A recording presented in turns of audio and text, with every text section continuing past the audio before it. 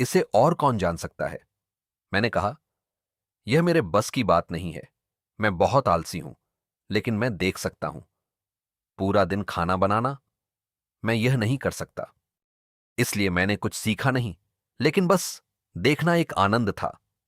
जिस तरह से वे काम करते थे, लगभग एक मूर्तिकार या एक संगीतकार या एक चित्रकार की तरह।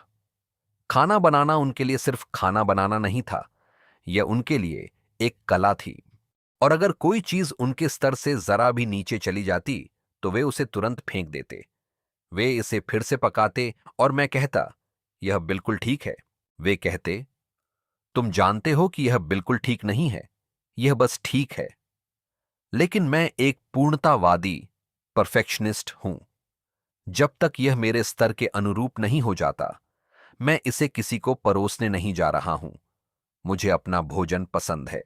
वे कई तरह के पेय पदार्थ बनाते थे, और वे जो कुछ भी करते थे, पूरा परिवार उनके खिलाफ था।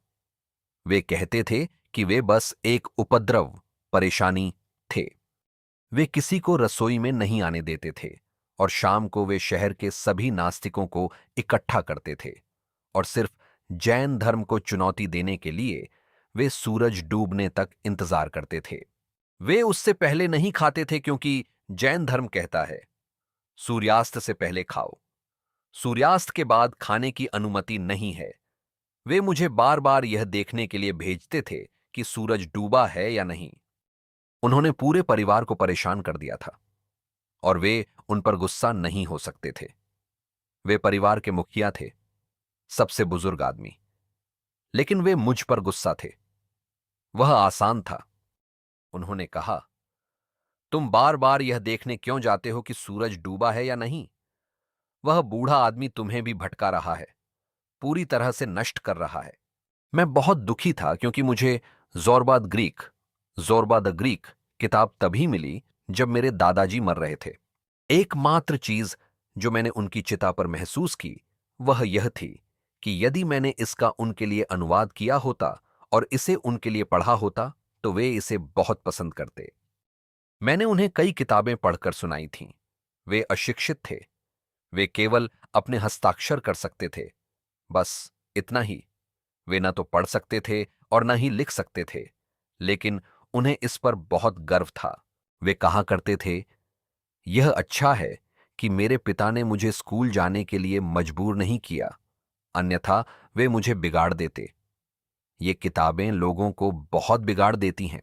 वे मुझसे कहते, याद रखो, तुम्हारे पिता बिगड़े हुए हैं, तुम्हारे चाचा बिगड़े हुए हैं। वे लगातार धार्मिक पुस्तकें, शास्त्र पढ़ रहे हैं, और यह सब बकवास है। जब वे पढ़ रहे होते हैं, मैं जी रहा होता हूं, और जीवन जीने के माध्यम से जानना अच्छा है। वे मुझसे कहते थे, वे तुम्हें विश्वविद्यालय भेजेंगे, वे मेरी बात नहीं सुनेंगे। और यदि तुम्हारे पिता और तुम्हारी मां जिद करेंगे, तो वे तुम्हें विश्वविद्यालय भेजेंगे। लेकिन सावधान रहना, किताबों में मत खो जाना। वे छोटी छोटी चीजों का आनंद लेते थे। मैंने उनसे पूछा, हर कोई भगवान पर विश्वास करता है, आप विश्वास क्यों नहीं करते बाबा? मैं उन्हें बाबा कहता था। भारत में दादाजी के लिए यही शब्द है। उन्होंने कहा, क्योंकि मैं डरता नहीं हूं। एक बहुत ही सरल उत्तर। मुझे क्यों डरना चाहिए? डरने की कोई आवश्यकता नहीं है। मैंने कुछ भी गलत नहीं किया है। मैंने किसी को नुकसान नहीं पहुंचाया है। मैंने बस अपना जीवन आनंदपूर्वक जिया है। यदि कोई भगवान है और मैं किसी समय उससे मिलता हूं, तो वह मुझ पर गुस्सा नहीं हो सकता। मैं उस पर गुस्सा हूंगा। आपने इस तरह की दुनिया क्यों बनाई है? मैं डरता नहीं हूं। पूर्व की ओर देखें। गांवों में आज भी एक व्यवसाय केवल मुनाफा कमाने वाला नहीं होता है, और ग्राहक केवल कुछ खरीदने नहीं आता है, वे इसका आनंद लेते हैं। मुझे अपने बूढ़े दादाजी याद हैं। वे कपड़ों के व्यापारी थे, और मैं और पूरा परिवार हैरान थे, क्योंकि वे इसका बहुत आनंद लेते थे। घंटों तक यह ग्राहकों के साथ एक खेल होता था। यदि कोई चीज 10 रुपये की होती, तो वे उसके लिए 50 रुपए मांगते और वे जानते थे कि यह बेतुका था और उनके ग्राहक भी यह जानते थे।